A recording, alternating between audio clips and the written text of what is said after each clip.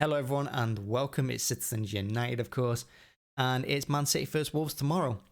Well, let's jump straight into it. What can we expect from Wolves? Well, Wolves haven't scored in the last 3 league games, and they failed to score in the last 4 or 5, I think. And that's their problem this season. All year with the new manager, they've been playing good football. I've watched a few of their games. They've done well. They've just not scored goals. That's been their downfall this season. That's been their problem. They create chances. They just don't hit the target. They're having a lot of shots outside the box. Feel like we are doing this season as well. So expect them to hit us on the counter attack, but they will play through the middle quite a bit. And in the last couple of years as well, we've been undone by Wolves, hitting us on the break. Traore is too fast, too strong, and that's one of the things we've improved on this season. I go back to it every time. Our defense this season is it's defending the counter attack quite a bit. We've done a lot better, but that's because if I Cancelo left back, Walker right back, it makes a huge difference. If we had Zinchenko, Aki at left back, we wouldn't do that well. They're quick. They're not as quick. They're slow, and obviously Zinchenko is not as strong as Cancelo or Aki. So when we play Zinchenko in the left back in previous years, it's not been able to get back quick enough. Doesn't get up and down the line as much. But Cancelo does that, and that's why we need both them players to play in the Wolves game. And I think that's why he's stuck with them too pretty much all season in the league, because he's aware that they counter attack and he knows that they're our best choices. And at the back, I don't think you can change Diaz or Laporte either. I think they're the 4 you go with Edison in goal. In midfield, I can see Bernardo coming back in. I see Gundogan being dropped. I can see Jesus playing, maybe Sterling and Foden as well. Or he might go with Bernardo up front in the middle on his own. And, in the false number 9 position. One Gundogan in there with De Bruyne. Could go either way, really, but I think he'll put Bernardo in, drop Gundogan out, and play Sterling and Foden with Jesus. That's my guess. That's what I reckon he'll go with. And it's that time of year now as well where, in the last couple of weeks I've been calling for big wins, statement wins, but I don't think we need that anymore. We're getting up to Christmas. We've got a few weeks till January. A couple more games till the midway point in the season.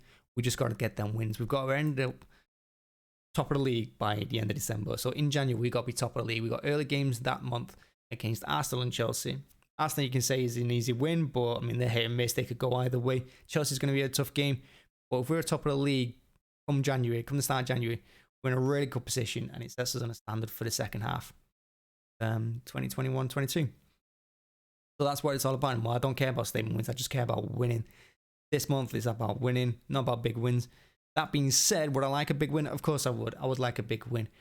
But the biggest problem we've got, just like Wolves, is we're not scoring the goals we used to. Over the last few years, we've scored lots of goals. We've been winning by big amounts. This season, not as much. I've said it time and time again. We're lacking a striker. We're lacking someone to be a poacher. Sterling does it quite well when he plays for us and he's in the middle.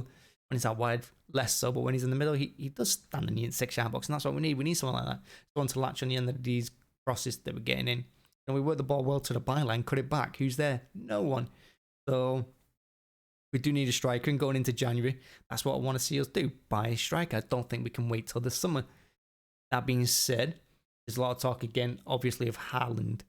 And Raiola's mentioned us as a possible target in summer, but I don't pay any attention to Raiola because he's just trying to get more money for himself and for his client as well.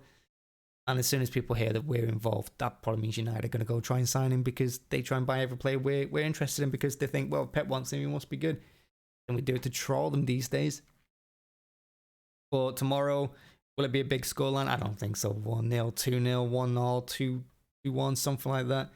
Like I said, I expect Wolves to hit us on the counter. They'll cause us a few issues later on, but I don't think they'll be doing too much in the first half. But it's going to be an interesting game, particularly if the weather is windy and rainy like it has been for the last couple of weeks. It's ball could go anywhere, a lot of swirling around and movement. Have to see. But tomorrow's all about winning, and that's all I care about. Now, in the January transfer window as well, I was looking at Sky Sports, and apparently we've been in talks with Barcelona for Ferran Torres. That concerns me as well, because Torres, even though he's been injured for a few months, he's been really good for us when he's played. He's got some good goals, some important goals. He's quick as well, and he's got a bit of height on him. I can see him being a really good player for us for a few years now. So why we would be trying to sell him in January to Barcelona is beyond me. One, how did Barcelona afford it? But two, if Torres goes, and then we get like a couple of injuries, say we get Foden injured and Jesus injured, where are we at? We're struggling again, aren't we? No, I don't mind him bringing the youth team up, of course, and playing mancity or Delap or someone. It doesn't really bother me. I mean, I'd like to see it at the end of the day, but in the league, we need to be playing our first team every game. None of this swapping and changing and playing squad plays. And if you look at the team at the moment, we got Maris, arguably a squad player. No, that's why he's been relegated to, squad player. Sterling, squad player. You know, we can't, you know, and Bernardo would have been a squad player as well. I mean, you're trying to get rid of him in this summer, but he stayed. And now he's just turned out to be our best player this season. So Gundogan, squad player. We got all these squad players, and we can't keep relying on squad players like Zinchenko and Aki and people like that. They're good players, but we need to be playing our first team. We need to be winning. We need to be getting these 3 points. So why are we trying to get rid of Torres? It baffles me. It concerned me if we get rid of him. It would really concern me. I know he wants to go, Torres. He's mentioned he wants to go Barcelona. I mean, I don't know why anymore. They're not the team they used to be, but I guess it's still the name, isn't it?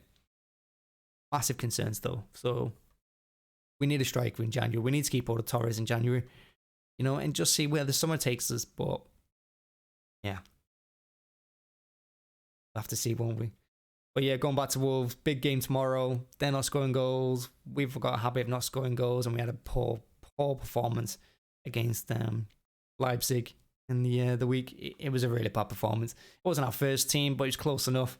It was a shocking game. I didn't think we played well at all. With Walker sending off as well, you know, he was frustrated. He's gonna be a big miss in the last 16. But yeah, it's not gonna be a big scoring game tomorrow, I don't think. It's a really close one or two goals, and I hope for the best. I'll see you there. Now, also speaking about Saturday as well, if you haven't heard, New York City FC win their first ever MLS Cup final tomorrow night. It kicks off at 8 p.m. UK time. So make sure to tune in for that as well, because they could win their first ever trophy. So good luck there. That's everything. Catch you tomorrow. And like I said, if you like the video, make sure to like and subscribe. It really does help us get seen. I am still trying to think of a name for the channel. I haven't quite come up with one yet.